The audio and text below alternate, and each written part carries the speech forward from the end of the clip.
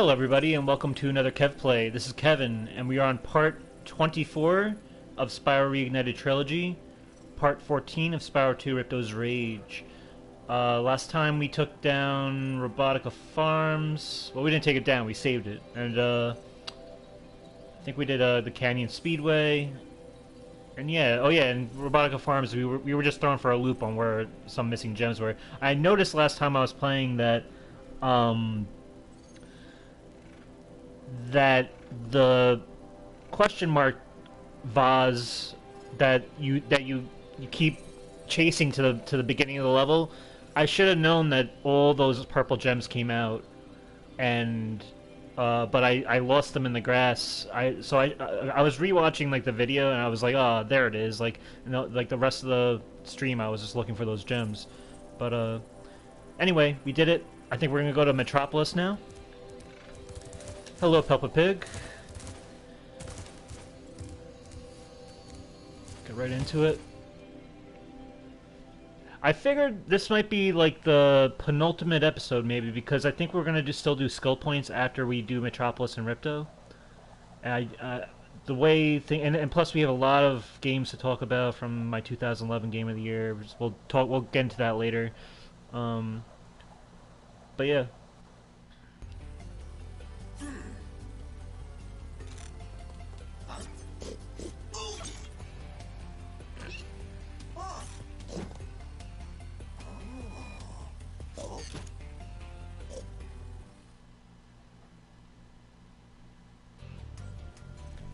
Another complementary level to between two levels. This is kind of like the complementary level to Robotica Farms. You know, kind of having farm animals, I guess, as the enemies. Actual organic farm animals. I don't know what to talk about. Oh, I know what to talk about. This insurrection from the farms has got quite out of hand. We need someone to restore order. Find the inventor droid. She's been working on something big. Uh-oh. It's the Jan 6 of Metropolis. Yeah, so here's the one thing we should definitely talk about. Activision Blizzard is garbage. I don't know what the hell. Like, so Tony Hawk in a stream with Andy THPS, who was a former Neversoft developer, I think, or one of the programmers. He was on a stream, and Tony Hawk was explaining how Vicarious Visions, because of how Vicarious Visions got folded into Blizzard, which was already something we knew about, and we already could see that that was going to be a terrible, terrible thing. But it, like, my original theory was Beanox, which was like the kind of like the co-developer of Tony Hawk's Pro Skater 1+2. I thought that they would take over because we haven't heard from them since CTR Nitro Fueled. I figured they might be able to do, you know, kind of pick up the pieces now that the groundwork is already laid out for them to just, you know, bring over to the third and fourth game. Yeah, I mean, they're already using, like, Tony Hawk's Pro Skater 1+2 already uses the same movesets as 3 and 4, as the original 3 and 4, so everything's the foundation is there. All they really had to do was do what they do. You know, they've already done it with CTR, so as well as they have. Vicarious Visions kind of laid out everything for them, but apparently that's not good enough. I mean, all these studios were put on Call of Duty support for whatever reason, because apparently Call of Duty needed you know, reinforcements from every damn studio. And what the hell are they talking about when? Because, like, I mean, I believe Tony Hawk 100%. He has no reason to you know, be wrong about any of this. But what the hell is Activision thinking when they say, oh, we were shopping it around to other studios? I'm guessing they mean, like, within their own umbrella, you know, and seeing what they would do with the Tony Hawk franchise. It's like, what does it matter what they do? Like, all they have to do, it's easy money. All they have to do is remake 3 and 4. That's all you need to do. That's what you need to do. That's the vision. The only thing I can think of is that they were trying to think of like ways to like exploit the games by like through microtransactions or something, which is something I feel like they were trying to do with the first with 1 and 2, but they never actually opened the store up for kind of like a what was it, the in CTR Nitro Field, like that kind of like what's it called, shop that you had or whatever for carts and customizations and all that. That's what Tony Hawk basically lent itself to. But I guess whatever studios Activision Blizzard talked to, they weren't interested in their ideas for that, or I don't understand, because these remakes, like, it's the fastest selling Tony Hawk game of all time. Within the first 2 weeks, it made over $1 million. And then in total, it exceeded like 10 million in sales. So it's easy money, but for me, I think it's what it is that it's not good enough for Activision. They want the money that Candy Crush is going to give them. Millions and millions and millions of dollars. That what Diablo Immortal or whatever that stupid thing where it will take like $110,000 to get everything you want from Diablo. I think that's what they want, is just money. That's all they see. Never mind the fact that they won Game of the Year for Best Sports Racing Game / Racing Game, which they already... And BNOX already won the year before that with CTR. Never mind like the critical acclaim. They just want money. Like, what? It's like soulless. And it's a shame. I still think, and now people are saying like Microsoft will be able to kind of like save them, and it's possible. I think I believe in like when Phil Spencer kind of wants to have good faith with gamers. I believe that. I think he would do anything he can to kind of bring a sense of goodwill to the Tony Hawk community. But for me, at the same time, it's like the only way it would really work ideally for me is if they extracted the people that were kind of forced into Blizzard, which is a garbage company, by the way, which is like, all the sexual allegations and all the office discrimination, everything that's going on, all the bullshit that's going on. It's if there was a way to extract those employees back. I mean, they already lost Jen O'Neill, who was like one of the leads for Tony Hawk 1 and 2, and one of the leads also for the Insane Trilogy. She moved on because she was fed up with the bullshit that was going on in the studio with in Blizzard. But I don't know. I guess Microsoft, like them buying Activision, that's the only thing. But at the same time, Microsoft was like, I still have yet to. I feel like they have yet to prove that they can manage studios properly. So, because between like what's going on with like Halo Infinite, like just like the mess, like the developer hell that all their first-party studios go through, I just hope that they can, like, for me, it's like they have to prove themselves if they want to really dig Tony Hawk out of the mud here. Like, but it's a shame, With all the budget cuts, these elevators need serious work. See, this one here is stuck. I expect it will start working again if you just give it a good whack, though. Well, when they say third-party studios, I imagine they were thinking of, like, between maybe, like, Raven and Treyarch and, maybe Toys for Bob, or, all these studios that they have, Infinity Ward, all these, like, sub-studios that they own. Maybe they were shopping it around to them, because I don't understand why they would do it to another third-party studio that isn't in Activision's ownership. Because Activision, obviously, they don't care about the good of the game, I don't think. I think they care about as long as they're making money from it. But I don't know. I always say there is no repair quite like just hitting something. Let's go for it. Say anything else? Alright.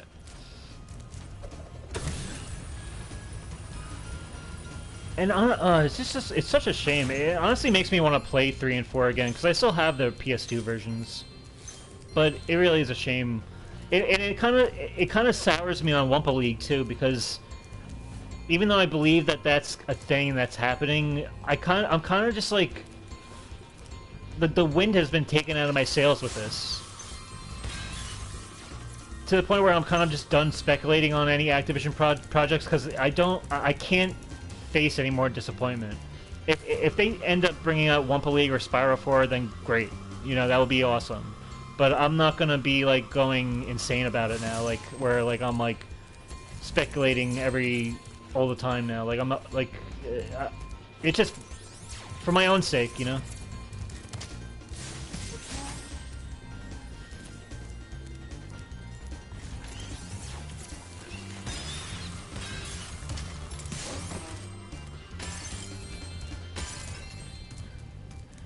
But I guess you got to be grateful.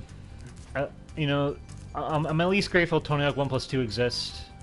It's still a great game. Honestly, if you haven't picked that game up, even if you're not into into the game, I still think it's a great game. I think it's like a must-have for PS4 or PS5.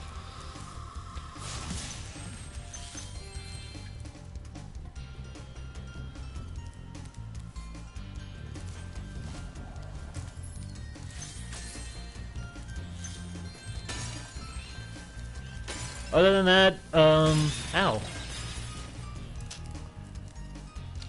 Playing a little bit more Crash 4 still. I got through Toxic Tunnels for the inverted part, just so I can get 80% of the gems, or the 80% gem, because I'm still missing those two boxes for both in the normal and the inverted level.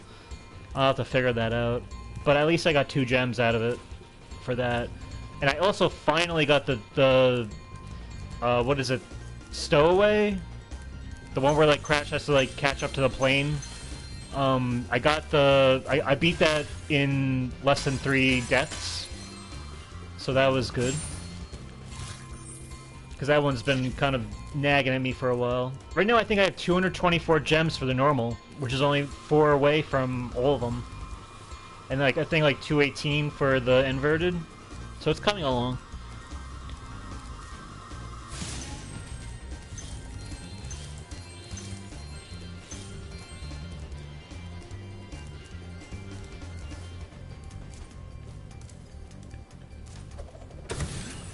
Oh, was there? I think there was a thing I had to do up there, but I'll come back. So I think there's a chest anyway that I need to...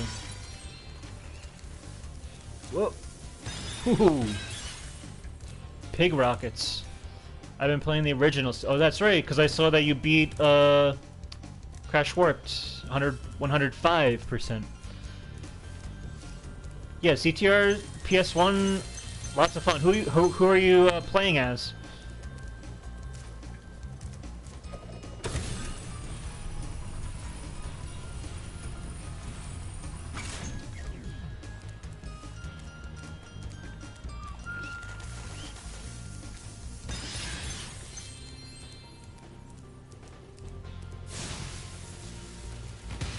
Oh, Coco. So, going for acceleration, I guess.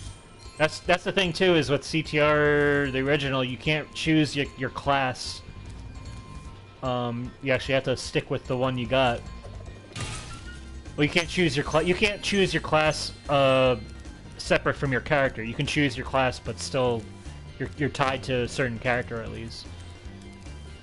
It makes it interesting though.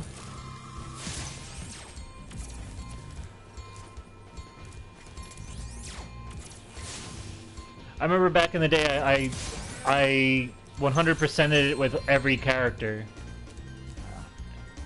because I had all the time in the world back in the day. Tiny and Dingodile being the most difficult, but easy to get used to after a while. They're definitely the fastest. Actually, it's pretty easy to use them once you're as skilled towards the end, you know. Those tight turns are, they're manageable with them. So that's Crash 1, 2, and 3 completed. I'm skipping Bash though. Yeah, I don't think I've ever 100%ed Crash Bash. I definitely beat Crash Bash with a friend, but I've never, I never owned it to begin with to go for 100%. Ah, Spyro, I heard you were coming. Thank you for your efforts in thwarting this attempted coup. Please take this item, which living creatures seem to like. Don't even try. Yeah, I heard it's very repetitive because you have to get like, you just have to keep winning and winning and winning. Like, It's a first for Avalar, a combination power-up. Thank goodness you're here to test it out. These invading sheep in their spaceships must be stopped. a combination power up.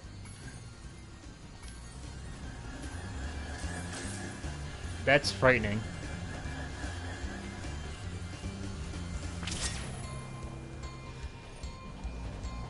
I am noticing the more I play Crash 4, the more I think it actually is doable. I'm starting to, like, after playing Toxic Tunnels over and over, I'm starting to see that it's not, that it's actually pretty manageable as long as you can remember everything that ends up screwing you over.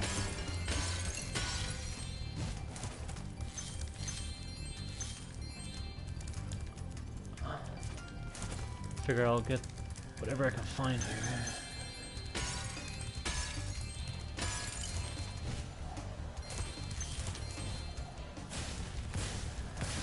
Oh, oh, oh! Ow! I didn't realize those were the explosive ones.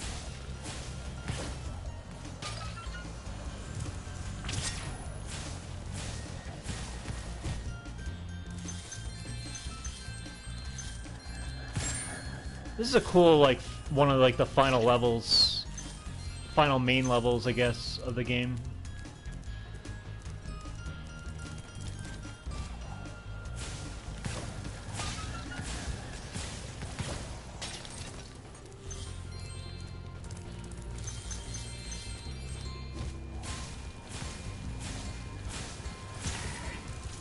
Excellent work. You knocked those sheep right out of the sky. Take this orb device as proof of your skill. It's doable. It's doable. It takes a lot of patience out of me, though. Those first sheep sent out a distress call. The next wave of saucers is incoming.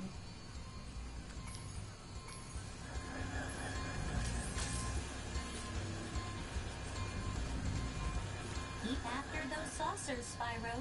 Remember your training.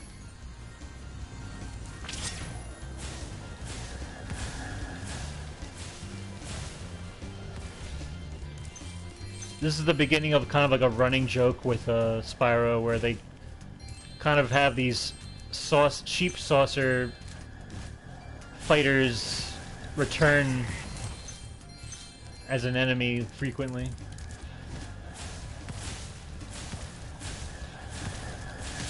Oh, ow, ow.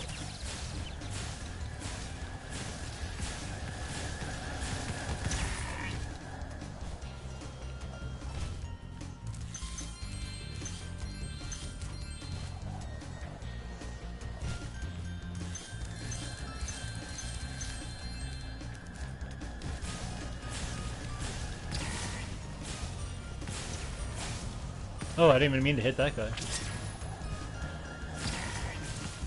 Nice flying, Airman. You've proven the genius of my double power-up invention.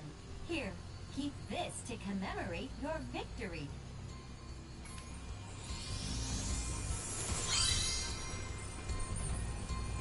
Awesome. I think 64 orbs are the... There's only 64 orbs in the game, so we have one more orb to do.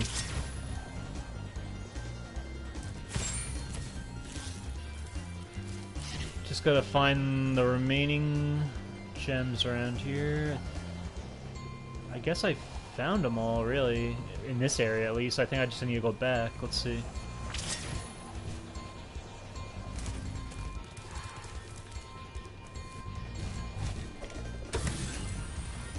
Oh no, I didn't want to do that. I thought it was going to take me down somewhere. Here we are.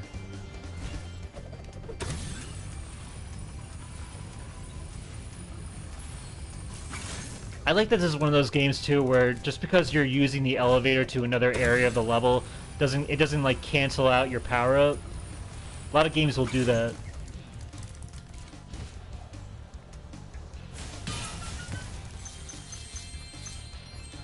Is this the last? No, I still have more? Alright. Let's take out this yak. Oh no, maybe now I have it? No, I don't. How much am I missing? At least there's no grass in this level for me to get to lose the gems in. Okay. As you can see, a vicious ox has taken over our armory. And here we thought that freezing the walkway would keep animals out. The ox is very tough. Ox. I would advise using the bombs against it, and it will probably take several bombs at that. We will never regain control of the armory without your help. Alright. We will never regain control of the armory without your help. Okay. I think there was a trophy for beating this ox and without getting hit, but at least I don't have to worry about that. At least it's not a skill point.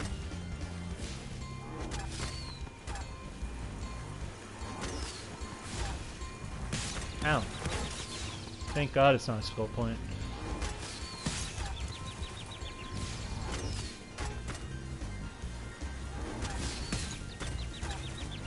Man, I swear this thing comes at you quicker now. Let's see. There we are.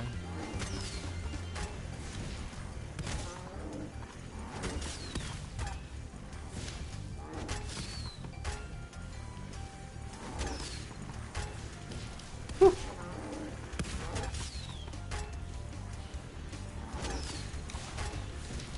There we are. Excellent work, Dragon. We can now defend our city properly. Take this visually pleasing reward. And I think we have all the orbs now. Should be 64 out of 64. All orbs collected. Saw it here first.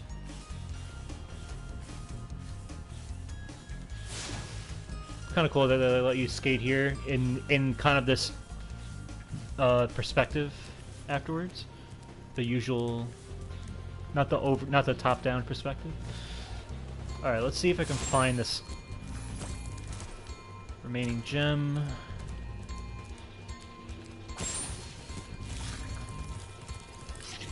So it tells me it is in this area over here that I don't think I fully explored yet.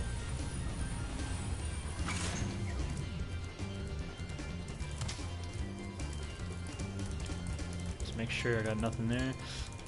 So I'll get in. We have several, I think maybe 7 games to go through. Yeah, 7 games for 2011. So this is the year that I got the PS3. It was I think it was this year. Maybe it was this year or the next year. But anyway, I'm pretty sure. Yeah, it was this year because I ended up. Yeah, it was because I ended up getting. It was at the end of the year. It was a Christmas. All right, so I got the game bundled with 2 games, so I figure I'll start with those because they honestly, if I was to choose the bundle, I wouldn't have chosen these, but. In a way, I'm kind of glad I got them because I wouldn't have otherwise played these games if it wasn't the case. That's what I like about the start of a generation, is that I always get games that I wouldn't necessarily have went out of my way to get. And then it kind of opens the door for me to kind of get into it later on. But, so the first game was Little Big Planet 2 Special Edition. Now I remember playing the first game at a friend's house who had the PS3 before me, and I always thought it was cool because it has kind of a co-opness to it. It's kind of like a platformer in a way. A lot of emphasis on customization and kind of like creative tools and stuff, like create your own levels and stuff like that. Well, a little bit kind of too is it's a cute little game. It's kind of like the Astro Bot of the PS3 era, I think. Even though I think I think Astrobot came later, right? Like the PS4. So Sackboy was kind of like one of the main kind of like PlayStation mascots of the time of the era in PS3. By Media Molecule Studios. Yeah, I like. Oh, I think I found the gem. I found one of them. Oh, there is. Look at this. There is grass in this damn level, and the one, the one gem. One of the gems I needed was in the grass. All right. What's this? Crossing. Is that? Oh, that's a kind of a robot crossing thing. Cool. Yeah, it was a cool game. I liked being like. I think it was one of the first games I played it with my sister co-op. And we beat the main game. I still think it's one of those games though that I didn't really like. Once I beat it, I was kind of done with it. But it was a good game.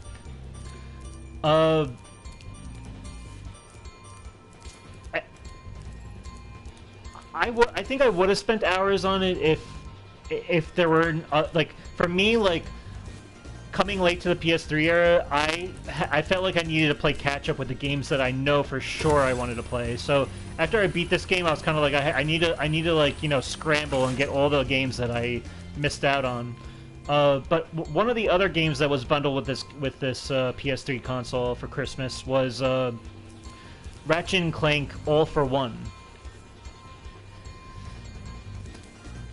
You do not? Yeah, I know it's true, and it's usually the case with Media Molecule games. You don't play it for the story; it's more for the character creator, or like not the character creator, but like the creation. Like you play online. Like I did play it online. I played other people's levels and stuff, which was a lot of fun. I did play that a lot. But I feel like I didn't play it enough. That's what I would say. Oh, and there's grass up here too. Let's make sure the grass is all good. Okay. Let's see how much I'm missing. 386. Maybe it's in the beginning of the level. Let's make sure it's not up here though. Here it is. So Ratchet and Clank All for One was the other game. And Ratchet and Clank All for One, yeah. So this game was my first like. I mean, I played Ratchet and Clank the PS2 versions on a demo disc back when I was younger. But I never actually owned them until this game, and I know this game isn't exactly the best game to start off with because it's more of a party game. And I mean, I like that. I like the concept of that. Of it being kind of like a four-player kind of like a four-player co-op game. That's really cool.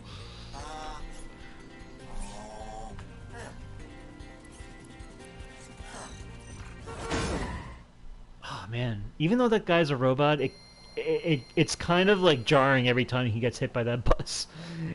The violence of it is still very true. All right, but yeah, Ratchet and Clank All for One. Kind of my introduction into Ratchet, Clank, Captain Quirk, Nefarious, who are the 4 playable characters.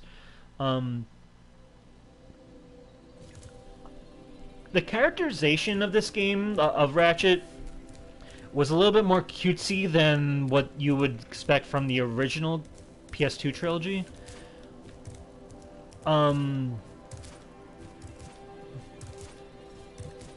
Which is kind of what kept me away from the games for a while, because I was just like, it's a little bit too goody-goody for me, like the way the characters were treating each other, like, but I understand that he kind of gets, like, Ratchet's character kind of gets toned down in later games. I mean, I start to like it more, like, like when I played Rift Apart, he's great. I come around to the character more. But for me, like, going into All for One, it was like I didn't understand the world as much, so it was very. I felt it was very. I felt like I was like catching a train that's been going for a long time, and I was kind of lost with a lot of stuff, even though it's a very accessible game. But All right, Spyro. Now that you've got the orbs, Ripto's demise is only moments away, right? Right? Well, anyway, good luck. He's right through this door. I think we're on to Ripto now. But yeah, very fun multiplayer. You can still play it as a single-player game too. I tried to get through this game. I played this game a lot more than you would think. I was actually trying to go for the platinum, but I still had a little bit of trouble with it. I think I have like 68% of the trophies. I think the trophies, it's the grinding that you still have to do in this game. There's some other stuff that I still have to do. Like there was one where I have to jump over these beetles and not get hit by them, and it's like a later part of the level. And like if you mess it up, then you have to do the whole level over, or like try to find. Like it gets a little stressful. But I definitely didn't platinum the game, but I got pretty far in it for a Ratchet game in terms of trophy completion. I'm gonna glide a little over these gems because I don't. Actually, you know what? Let's get these gems. Who cares? I think we got everything now. 100% level complete. Is that? Do I get a little like everything in the? Okay. Let's just see what we got here. We got King Flippy. Got the Eskimo guy. Got the satyr or whatever. The hell is that? Oh, that's the turtle. King Turtle guys. And the guy from Glimmer. Oh no, I missed the... So now we're gonna take on Ripto. Yeah.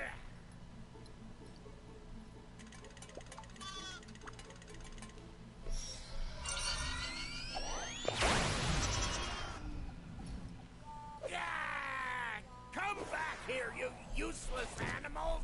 Hey, Shorty, maybe I can help. What? You again? Yup. If you want to test that power crystal, why don't you try it on me? I'll stand still, I promise. I like that idea. Dragon, you've just sealed your fate! Here we go, Ripto. Now this is one of my favorite fights in the whole game. It's a very epic fight. I like how they bring in all these superpowers that you never used before into the game. The music is always killer. Like, it's one of my favorite boss fights up until now. I think in the trilogy, and probably one of my favorite in the whole trilogy overall. Spyro, we want to help you fight Ripto. Elora is using the orbs you collected to store power-up energy. Hunter will throw the powered-up orbs to you as they become ready. Even as we speak, the professor is experimenting with new forms of power-up energy, so you'll soon have abilities that no one has ever seen before. I like how all the characters are helping you. The professor is coming up with these new power-ups. Hunter's dropping down, sheep or whatever. I think Elora... is Elora doing anything? I forgot what she said. But it feels like everyone's, it's like one last push to get rid of this asshole.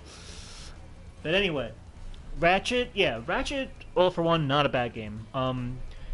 Definitely not my favorite game of the 7, but it's a good game. I have returned to it within like the last year or so to play it, because there's still lots to do for me in that game. But it's a good game. I definitely like the original trilogy more as single standalone games, but I really like what this game does, especially with couch co-op games being a rarity as it is. Little Big Planet 2 and Ratchet All for One, these are great games to get as a bundle, I think, because it kind of was able to bring kind of like my sister into it or my friends, like, and play these games for the first time. So anyway, let's take on Ripto here. Maybe we can do this in one shot without getting hit and get the skill point, but we'll see.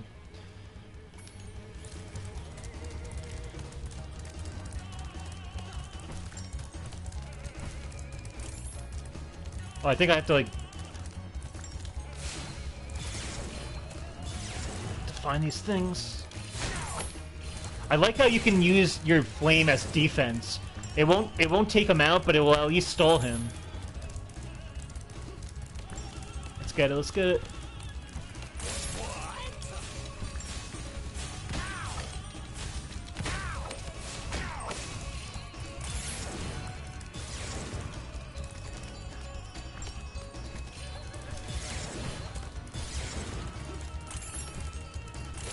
Uh-oh.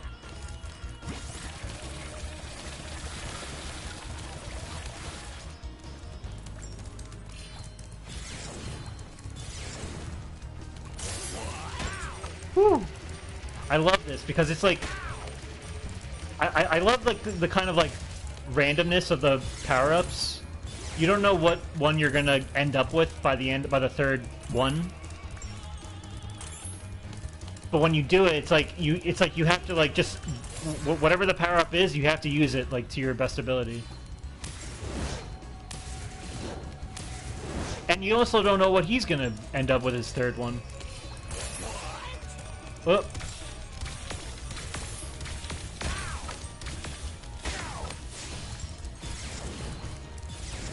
This is such an epic fight, I love it.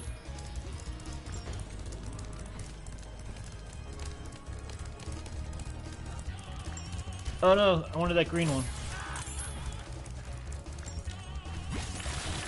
Oh shit. Oh no! It almost got me.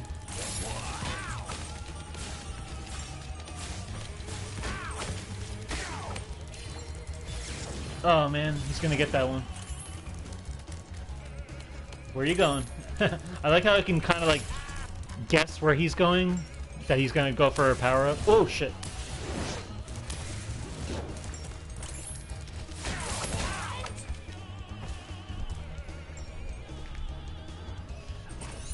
Alright, look. Oh no, gulp time.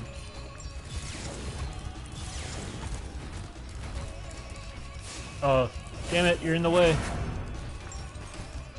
I just went under his legs. Come on, where are these power-ups? No! I think this is when, like, the fire face comes after me. God, oh god, oh god. Huh, I think I just made his own attack get him. That's cool.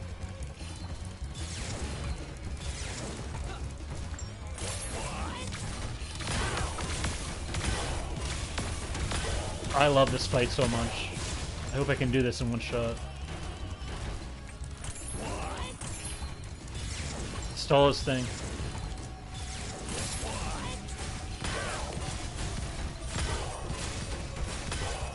Alright, alright.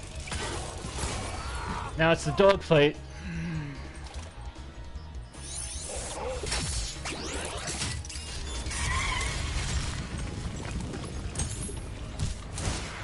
Do it. This is such an epic fight, I love it. Where's he at? Where's he at?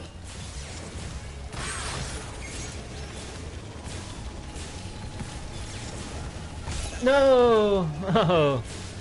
Okay, I guess we're gonna have to redo this fight.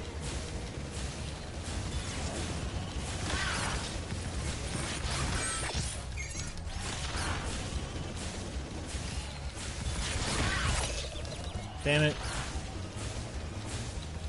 I guess the next episode we're gonna do a bunch of skill points, and this is gonna be one of them.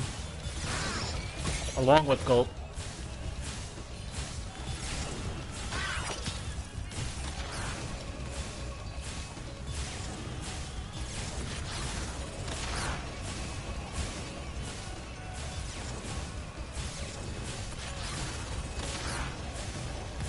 I have to like dodge his green stuff as... Oh my god.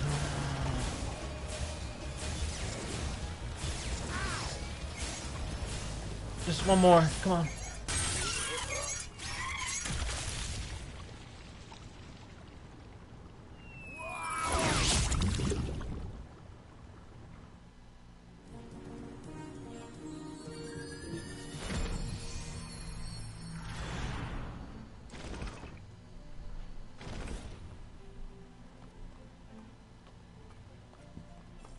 Hey!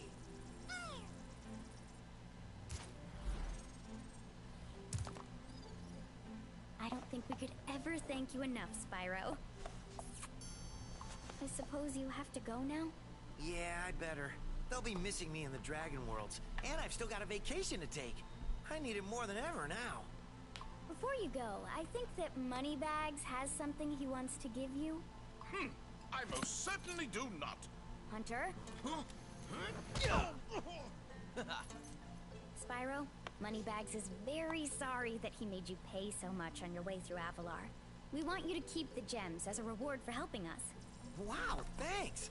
Sparks, can you grab them? Let me just type in the new coordinates and there. Spyro, you can now go to Dragon Shores. Hey, why don't you guys come with me? I bet you could use a holiday. I'm afraid we can't, Spyro. Ripto may be gone, but he caused a lot of damage during his short stay. We'll be cleaning up for weeks. Just remember, though, that you can always get back to Avalar from Dragon Shores if you want to visit. Well, okay. Come on, Sparks. We got a lot of vacation to catch up on. Yeah.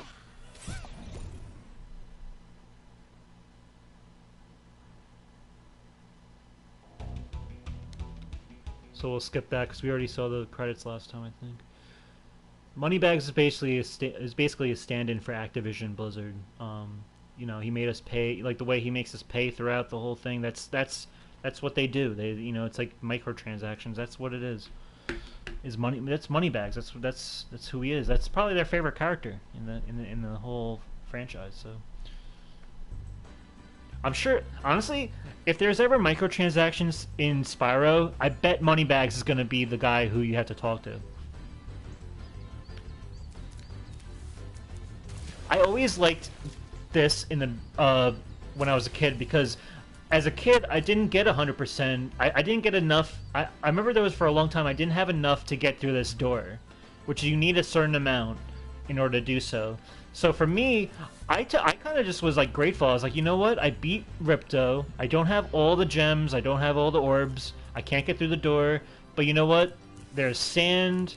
Here's a little bit of water for me to swim in. I'll take that for now. And for the longest time, I was just grateful to be in this area. But,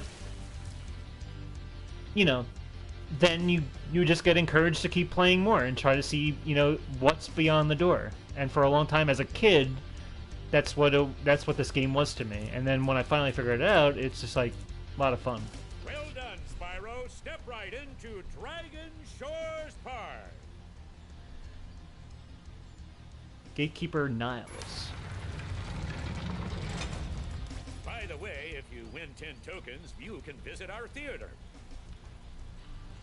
I love the theater.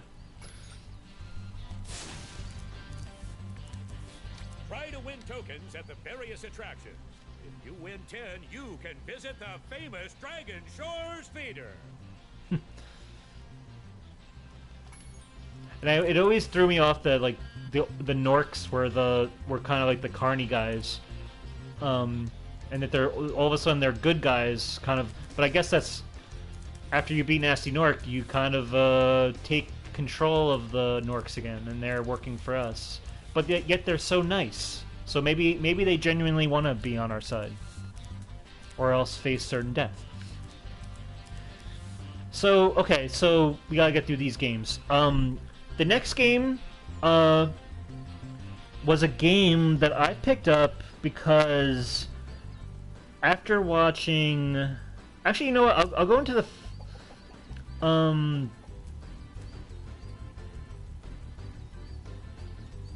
Actually, yeah. So one of these games I picked up because I am a big fan of Mad Men, and after it ended,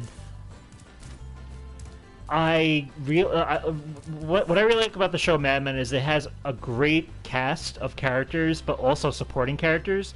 And one of the actors who plays Ken Cosgrove, Aaron Staton, he plays a key the protagonist in this game, Cole Phelps, and that game is L.A. Noire by Rockstar Games.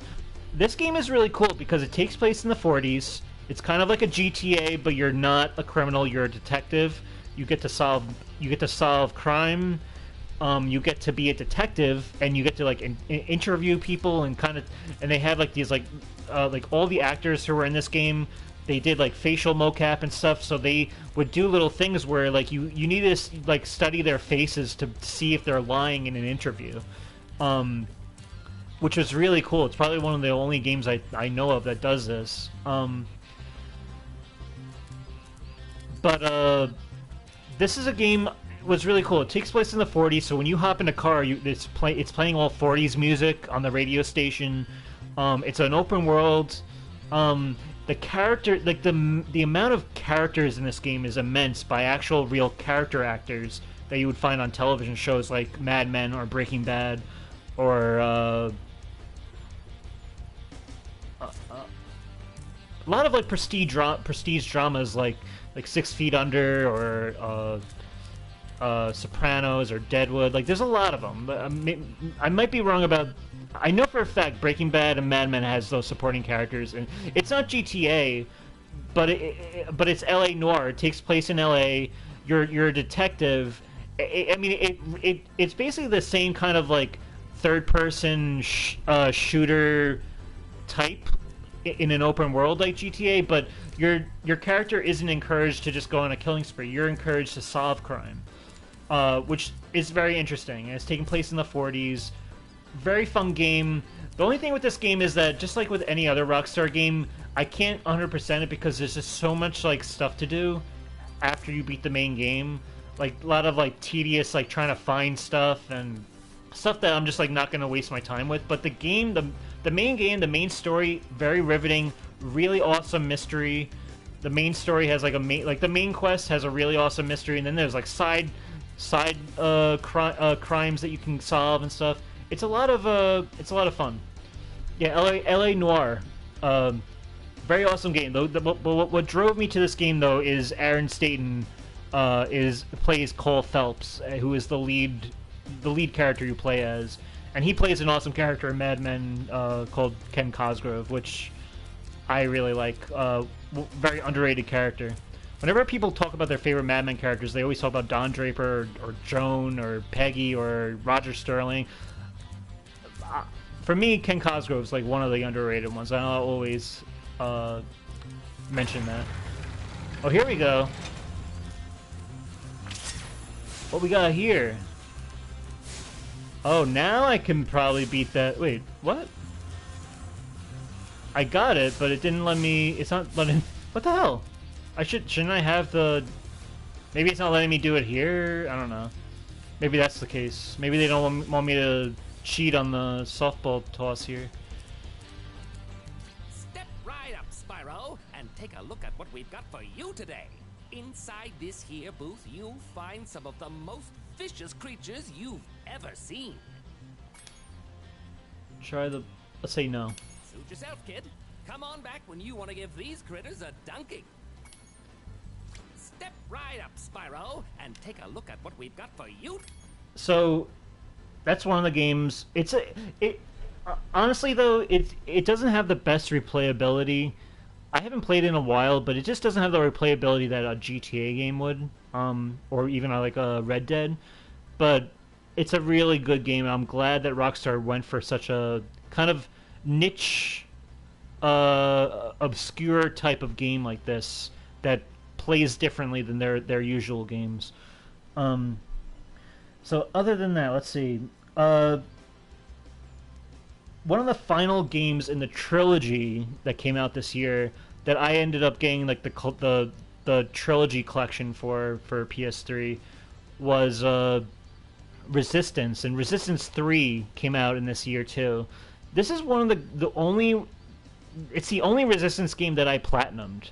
I really enjoyed this game.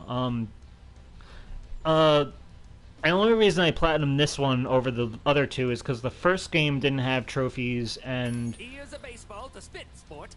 Take aim, shoot at the target, and watch as the terrifying creatures fall into the water below. But don't worry, you won't hurt them. but the second game has like online trophies, and they shut the service down, so I wasn't able to get it. But the third game, I was able to get it all, and Wow, what a game! This is one of the best first-person shooters on the PS3, without a doubt. Very good, kind of like, alien shooter. Very much rivals Halo. I think it's actually co-op. I never played the co-op in this, but I would like to someday. I just need someone who'd be down to do it. But the story was good. I liked that it kind of stands alone from the original trilogy, from the first two, in a way, but still continues the overall story. Yeah, it's Resistance 3, very good. I haven't played it like in a long time though, so I can't really talk too much about it. But I remember very much enjoying it. I think when I do revisit it, I'll play the co-op. That was pretty funny, wasn't it? Take this token for being such a good shot.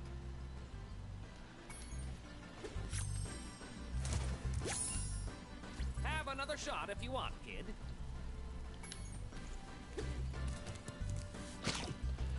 So, okay, so I guess I'll keep going. The other games I got were... This is pretty easy, isn't it? Have another one of these tokens. Okay, so there were two games that I ended up getting that... these were the two games I needed to get right away. Well, one game I needed to get right away, and this game I also just needed to get, but these are the first two games I bought on my own as soon as I got a PS3. So one of them is SOCOM 4 U.S. Navy SEALs. Now this game, it took a lot of kind of research for me to like get myself to like muster up to get this game, because I knew SOCOM 4 wasn't getting the best reviews. I know it got a bad shake because as soon as it came out, the PSN servers went down. Take this. It's my last token. And it contributed in actually ending Zipper Interactive, who were the developers, one of the first Sony's first party developers. Zipper Interactive actually went out of business because when they released SOCOM 4, the PSN servers went down for like 3 weeks to a month, I think. So that's bad because SOCOM is known for its online, and people were just moved on somehow, and the sales just weren't good. But at the same time, SOCOM was already on kind of a downhill trajectory. SOCOM 1 to 3 on the PS2 were amazing. But in the PS3 era, SOCOM Confrontation came out. It was a little bit of not as good as the original trilogy. And then SOCOM 4, it just seemed like they were trying to chase that Call of Duty money by trying to be more like Call of Duty, being more arcadey than SOCOM being more of a tactical, methodical type of squad-based shooter. And I remember there was a lot of criticism about the game when it first came out, but I wanted to get it anyway because it's SOCOM. Like, so I ended up getting it. I ended up platinuming the game through the campaign. It was good. It was kind of lazy though, because it was just like waves and waves and waves of enemies coming at you, even more so than in Uncharted Drake's Fortune. Like lots of enemies coming at you. I think the best part of that game was that you get to play as like a stealth sniper in it, and that kind of like changed the game up a little whenever you got to play as that character. But yeah, SOCOM 4, what I don't like about it too is that it puts more emphasis on the characters you're playing as if they need to be these like complicated characters on some journey or something, and that's not what SOCOM's about to me. SOCOM is about just a squad of SEALs just getting the job done, and it's humble, and it's supposed to be a humble game about of like the SEAL team and rescuing the hostages and getting the job done, and kind of like looking up to these guys. I didn't want to play a campaign where the protagonist is like an asshole army guy or like SEAL who has his own like flaws and like his own like demons that he's dealing with. That's not what I wanted in a SOCOM game. So the campaign just was kind of lackluster to me. But you know what? The online, I played it for a bit and it was good. It was fair. It was good enough. But yeah, it's not. SOCOM 4 is not. It's not the game to write home about. And now that the servers have been shut down for good, it's just. And the campaign is just kind of like this like mediocre thing. It's just, you know, not the best thing to go back to. But it was a good game, and I'm glad I picked it up. Hey there, young fella. I'd sure like to let you into the Dragon Shores Theater, but you just haven't won enough tokens. Try visiting the other attractions first. These last two games here are the two best games of the bunch. And honestly, I have trouble picking which one's the best over the other. To me, or which one stood out to me the most, but I think I have to make the hard decision and go with the kind of unpopular decision, but we'll see. So one of the games here is another third entry, and that is Uncharted 3 Drake's Deception. This is a game that really, on a gameplay level, really steps it up. It brings exactly what you would expect from Uncharted 2. That the classic set pieces. The set pieces are a little bit more scattered in terms of I feel like Uncharted 2's set pieces, like the train and everything, it was more cohesive to the story. Whereas this one, it felt like the story was writing itself around the set pieces, like the big plane, the what's it called, the burning chateau, French chateau, the spiders, and everything is really cool. And I really like the origin story. I like how it explores Sully and Nate's relationship. But I have to hand it to the gameplay of this game. Like, it still holds up. It's a lot more polished than Uncharted 2 is. It's a game they made in I think 2 years. Yeah, 2 years since Uncharted, so it's a very incredible feat for them to have made that game in 2 years. But it's a lot of fun. The characters are still great. The characters are still some of the greatest characters in video games to me. Hiya, Spyro! I hear you're a pretty good shot. How'd you like to try my shooting gallery? No. Okay, but remember, I still have tokens to give you if you want to come back and give it a try. Hiya, Spyro! Okay. Okay, I'll set the timer for you. But yeah, Uncharted 3 really, it had multiplayer. I played a little bit of it, just like Uncharted 2, I think, had multiplayer also. It's more of the same, I think, that you would expect. There's a co-op in this game also. By the way, 2011 is like the king of co-op games. Like, every game is like co-op. Resistance 3, Little Big Planet 2, Ratchet and Clank for 1, Uncharted 3. There's co-op in here.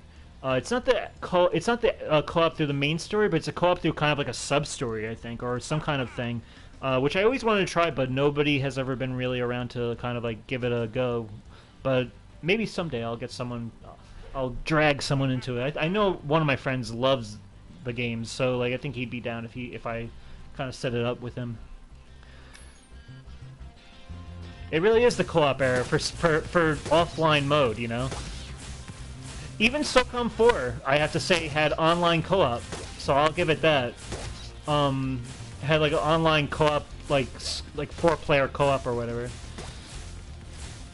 But yeah, this game, lots of fun. I just think the story, for me, Uncharted 2's story is still the best of the trilogy. Here's a token. I still love the character work in the third game. I just think there's a lot of it gets a little too wacky for my taste in the third game, but I still like it. I still have no problem with it. But yeah, it's still an excellent game. One of Ready for the next round? an absolute game of the year contender without a doubt. Now this game, I don't know if you would agree, but I have to say that this game was the one game I wanted out of this is one of the games I wanted as soon as I got the PS3. Okay, I'll I'll set the timer for you. And I got this game, and I ended up playing so much of this game. Like, I think I played this game the most throughout the PS3 generation out of any other game. So it's kind of like I have a bias. I need to kind of like, you know, it definitely has a little edge to it. And that is again another third entry in a franchise. That is Killzone 3. This game, another game that has co-op, which the second game did not have. It has co-op. I actually played this game with my sister co-op, and we really enjoyed it. The multiplayer in this game was probably the best thing about it. It had this like operations mode where you were going through different phases of like the map, and like you were trying to either push the enemy like to get to the next phase, or they would try to push you back. And there was like kind of like an MVP system where like there'd be little cutscenes in between each phase, and if you were like one of the top 3 players of the round, then you'd be in the cutscene doing doing what needs to be done to get to the next area, which was always like a kind of like a motivator or whatever. The game was the way you were able to choose different classes, like a tactician, medic, engineer to build turrets. The tactician put like spawn points out, and they would put like sentry bots out and stuff. The medic obviously would just revive people. And there was another one. I think it was like a stealth guy, like a infiltrator, I think they called it. Really cool class system, really cool multiplayer system that it had. The campaign was serviceable.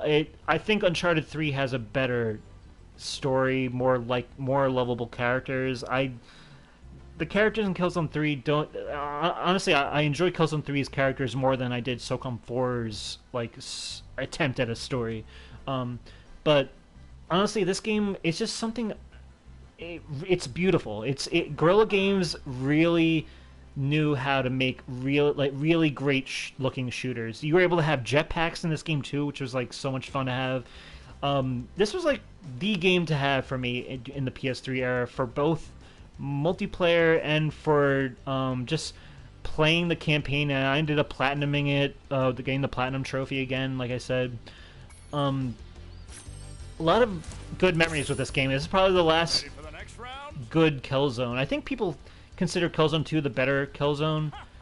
And I have my own weird opinion that I think the first game actually has the best story out of all of them, but I really enjoyed Killzone 3, I'd say more than 2 in a lot of ways.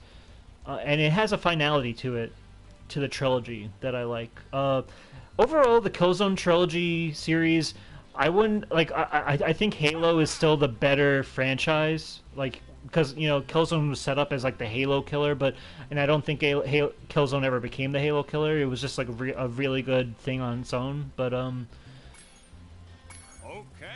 I'll set the timer for you. But yeah, honestly, Killzone 3, I just have such a strong bias for. It's still plays great today. You can play it with bots offline, so it has offline bots. So even though the servers are down, I can still play the online. And it has co-op. So again, it had a really. It wasn't the best campaign story, a single player story out of all the games I've said. Like, I think Uncharted 3 still has the better story, but again, I don't think that was the best Uncharted had to offer when it came to campaigns. Whereas Killzone, I don't expect much from a Killzone campaign, but this campaign was actually pretty decent. And I just had a lot of fond memories with this game. I think throughout the whole PS3 generation.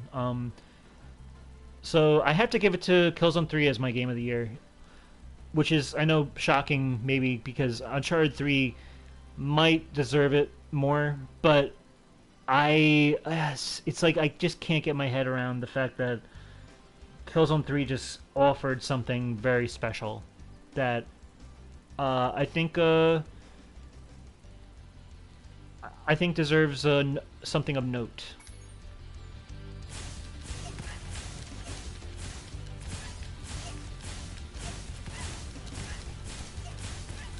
So my 2011 Game of the Year is Killzone 3. Great! Here is my last token. To recap, 1995 Twisted Metal, 1996 Crash Bandicoot, 1997 Crash Bandicoot 2 Cortex Strikes Back, 1998 Spyro the Dragon, 1999 Crash Team Racing, 2000 Spyro Year of the Dragon, 2001 Jak and Daxter The Precursor Legacy, 2002 Tony Hawk's Pro Skater 4, 2003 2003 The Simpsons Hit and Run, 2004 Killzone, 2005 Area 51, 2006 Resistance Fall of Man, 2007 God of War 2, 2008 Resistance 2, 2009 is Uncharted 2 Among Thieves, 2010 is God of War 3, and 2011 is Killzone 3. And we still have stuff to do here in this little theme park of Dragon Shores. We're gonna have to continue this next. We'll continue this next time, but let's get this at least. You pay no money down and make no monthly payments. In return, I'll give you 1 token. 1 is all I can give, but you can ride as many times as you'd like. Let's see who I end up. Well, let's say no first. Well, it's pretty dark in there. I understand. Come on back anytime. Tunnel of Love is a scary Back place. to take a whirl on the boat ride? Let's go. Let's see who I end up with. Hop aboard, my friend. Better be Alora.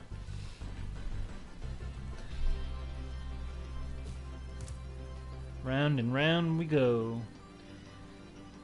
There's the brother and sister. There's the... It's a baby turtle and a... there's the professor. Professor got some love. There's the Yeti and the fawn or whatever. Oh, I get a Colossus As person. promised, here's your 1 token. When you have 10 tokens, try visiting the Dragon Shores Theater. Okie dokie.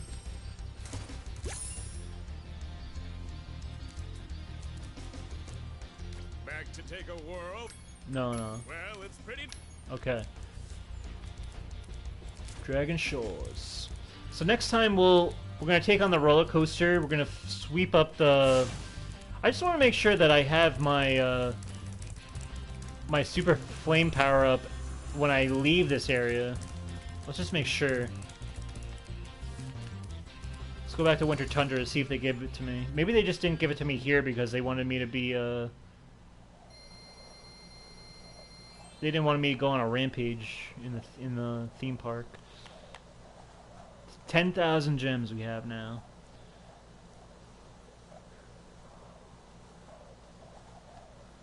Let's just make sure I have my super flame power because this will come in handy for that skill point for the Ripto and Gulp. I know it's kind of cheating, but you know what? A skill point is a skill point, I say. Hey, where the hell? Oh, do I have to like turn it on? I wonder. Moveless? Control scheme? No. How do I get my... What the f... Why wouldn't they let me have my... super flame power up? Isn't that a little strange? Maybe I'll have to like Google why this is being a problem afterwards. But yeah, okay. We'll return next time for the finale. We're gonna do the speedways. We have to do the time trials on the speedways. We have to get I think the 2 skill points for the bosses for Gulp and Ripto. We'll get through the roller coaster. And we'll figure out the mystery of why I do not have my Super Flame. This game is so damn buggy. I don't know if this is a creative decision or a bug, but we'll see. Anyway, Puppet Pig, it's been a pleasure. I did mention all my games, right? Just to make sure. Yes, I did. Yeah, we'll catch you guys next time. Stay safe, stay healthy, keep a clear head, and keep on gaming. And I'll see you guys next time. See you, Peppa Pig. For the finale of Spyro 2, we will be there next time. Should be fun. It's two of the dragons. Last time these two dragons were actual recognizable dragons in statue. I think these are just like the standard statues they put here.